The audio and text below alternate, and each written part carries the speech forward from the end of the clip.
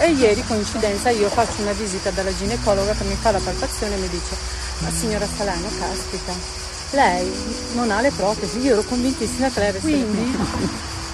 Lo so che è una vita che tutti dicono che io sono rifatta tutta, ma me lo dicono da quando ho 17 anni, a dire il vero, quindi ormai ci sono abituata, sinceramente.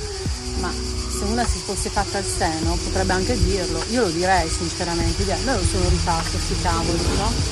Giusto, tanto cosa c'è di male? No? Niente, quindi insomma, però non me lo sono rifatto, motivo per cui è giusto puntualizzare, e abbiamo puntualizzato.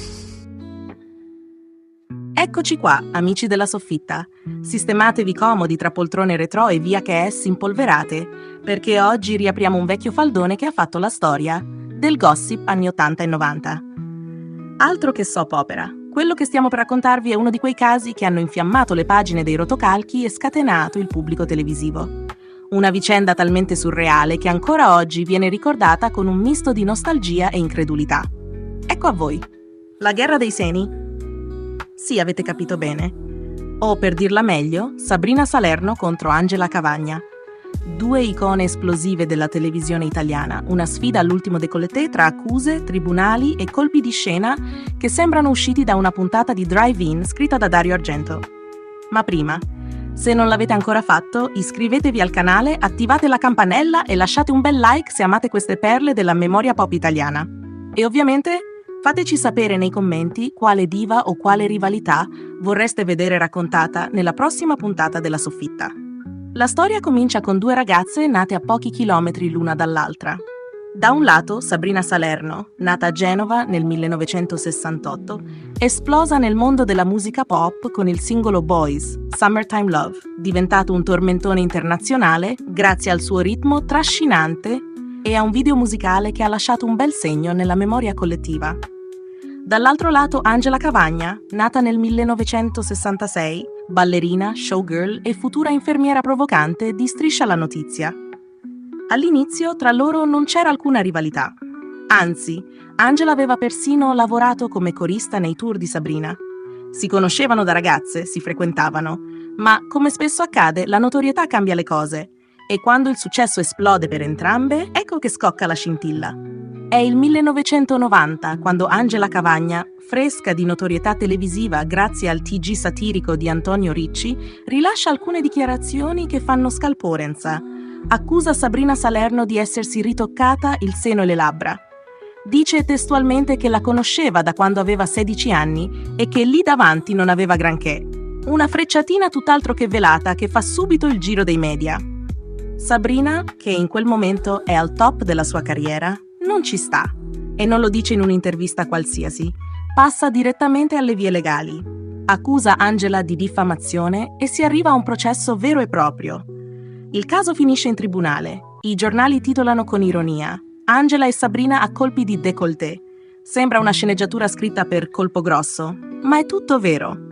A quel punto la querella raggiunge livelli surreali. Il legale di Angela Cavagna propone che Sabrina si sottoponga a una visita medica con perizia ufficiale per dimostrare che il suo seno è naturale. Una specie di processo alle forme, con tanto di possibile ispezione tecnica in aula.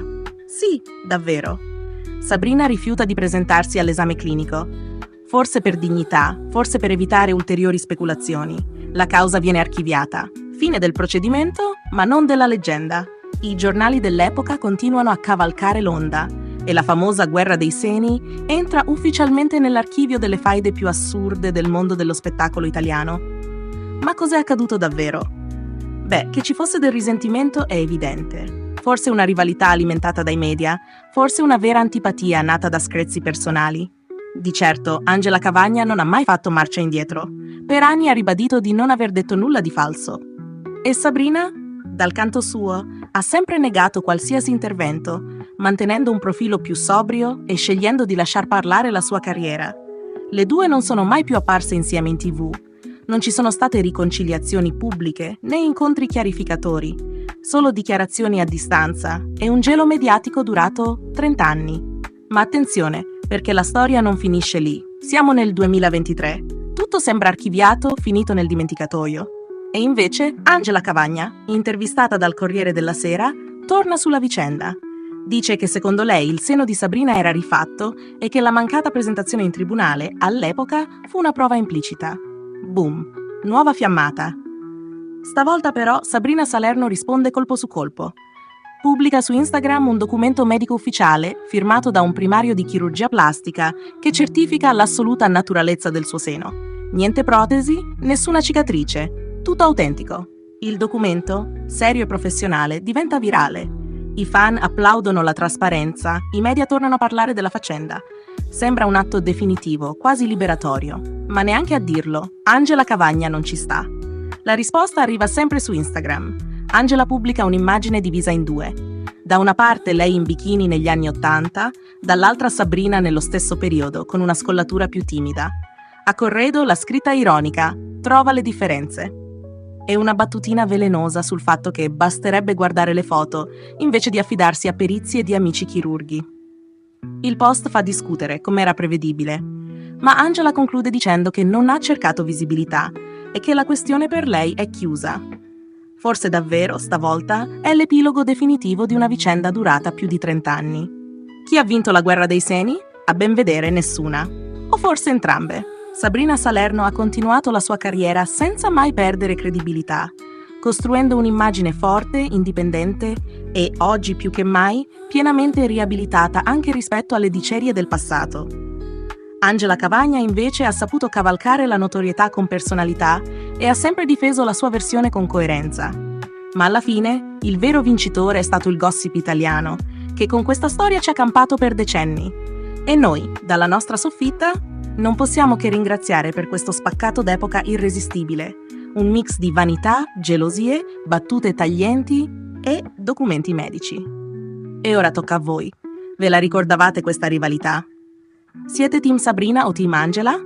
Ditecelo nei commenti. E se la puntata vi è piaciuta, lasciate un bel like, iscrivetevi alla Soffitta di Pippo e attivate la campanella per non perdervi nemmeno una delle nostre chicche vintage. Alla prossima per un nuovo viaggio nei retroscena più incredibili della cultura pop italiana.